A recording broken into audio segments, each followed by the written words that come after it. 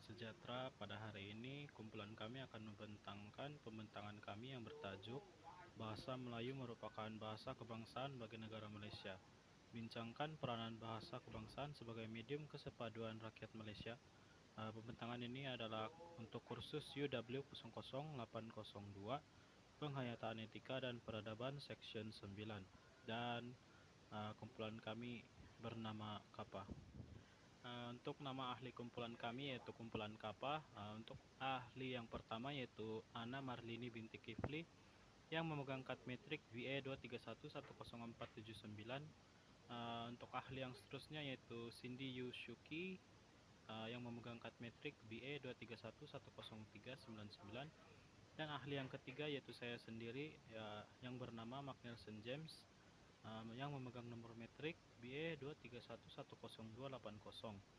Seterusnya Muhammad Rizwan Syah bin Dalwan yang memegang jawatan sebagai ketua kumpulan kami dan memegang kad metrik BE 231100578. Untuk ahli yang seterusnya yaitu Naomi Christopher yang memegang kad metrik BE 231100422. Seterusnya Nurin Nazifa binti Junaidi yang memegang kad metrik BE 231100199. Ahli yang seterusnya adalah Nurul Hanis binti Muhammad Hairi yang memegang kad metrik BE 231100289. Dan ahli yang terakhir yaitu Sharon Ann Baulan yang memegang kad metrik 231100097. Pembentangan kami merangkumi 5 poin utama, yaitu poin yang pertama adalah pengenalan. Seterusnya untuk poin kedua yaitu perenggan isi pertama. Poin ketiga adalah perenggan isi kedua.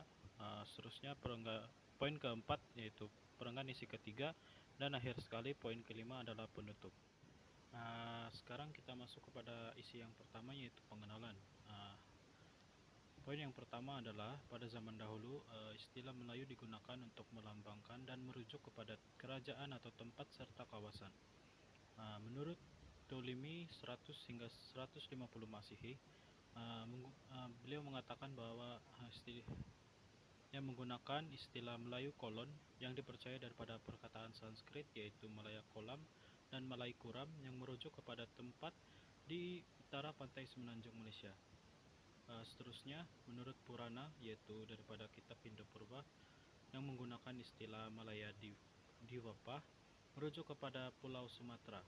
Seterusnya, menurut tulisan China pada zaman dinasti Tang yaitu pada 644 hingga 445 Masehi yang menggunakan istilah Moloyu kepada kerajaan di Jambi yang berada di selatan Sumatera. Seterusnya, menurut Aising yaitu rahib Buddha daripada China pada tahun 675 hingga 685 Masehi menggunakan perkataan Moloyu kepada kerajaan Melayu di Sungai Batang dan kerajaan Sriwijaya di Palembang yang belum pernah dilawatinya. Poin seterusnya yaitu Nazri Muslim pada tahun 2020 diungkapkan sebagai dasar Melayu yang merujuk kepada perkara 152 Perlembagaan Persekutuan Tanah Melayu yang menetapkan bahasa Melayu sebagai lambang jati diri warga negara Malaysia. Dan untuk poin yang terakhir yaitu menurut Hasan Ahmad pada tahun 2006 berpendapat bahwa kedudukan bahasa Melayu sebagai bahasa kebangsaan sekaligus sebagai pembentukan tamadun kian tercalar karena sikap sesetengah pihak yang memandang remeh akan kedudukan bahasa Melayu. Seterusnya kita masuk kepada perenggan isi pertama. Untuk poin pertama ialah bahasa Melayu memainkan peranan sebagai bahasa kebangsaan dalam sistem pendidikan di Malaysia. Menurut Abdul Wahid pada tahun 2005, bahasa Malaysia adalah cerminan budaya, penghubung kepada masa silam dan penjelmaannya. Seterusnya, pendidikan dan bahasa Melayu merupakan tunjang dalam membina konsep negara. Menurut tokoh Nur Ain Mansur dan Nur Rohana Mansur pada tahun 2013, perlembagaan dalam Malaysia telah menetapkan bahasa Melayu sebagai bahasa pengantar pendidikan dan bahasa rasmi. Dalam usaha mengekalkan bahasa Melayu yaitu dengan kedatangan bahasa Inggris, usaha seperti bahasa Melayu digunakan sebagai bahasa pertuturan dan bahasa pengantar utama perlu telah diterapkan. Seterusnya, menurut Kamus Dewan edisi keempat, bahasa Melayu didefinisikan sebagai bahasa kebangsaan yang mempunyai beberapa bahasa atau logat lain. Untuk isi kedua, poin pertama adalah bahasa Melayu sebagai bahasa kebangsaan dalam sistem pendidikan. Pendidikan dan bahasa Melayu merupakan tunjang dalam membina kekuasaan dalam konsep negara bangsa. Bahasa Melayu perlu diterapkan dalam komunikasi sosial dan komunikasi formal dalam kalangan pelajar, dan seterusnya. Penggunaan bahasa Melayu lebih dominan digunakan dalam kalangan pelajar dan dapat menyatukan kaum yang berbilang budaya dan agama. Sekian itu saja dari saya serahkan kepada pembentang seterusnya. Bahasa Melayu memainkan peranan penting sebagai bahasa perpaduan di Malaysia.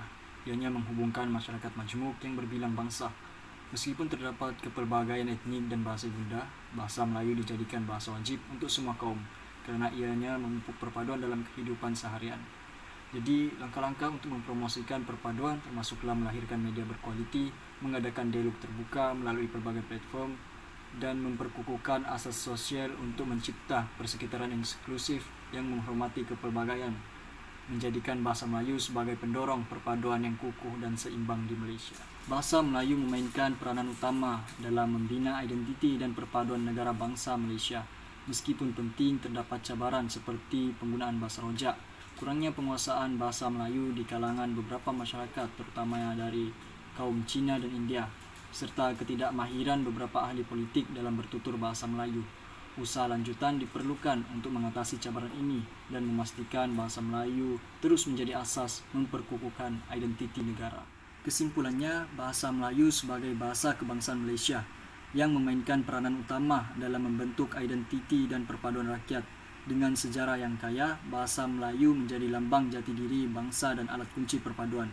Pengiktirafan melalui perkara perlembagaan persekutuan memperkuatkan lagi kedudukan bahasa ini sebagai asas perpaduan negara. Usaha berterusan telah dilakukan untuk memantapkan penguasaan bahasa Melayu di kalangan rakyat Malaysia. Dalam era globalisasi, bahasa ini membuktikan bahawa perpaduan dapat dicapai melalui peranannya yang penting melepasi pelbagai batasan dan halangan.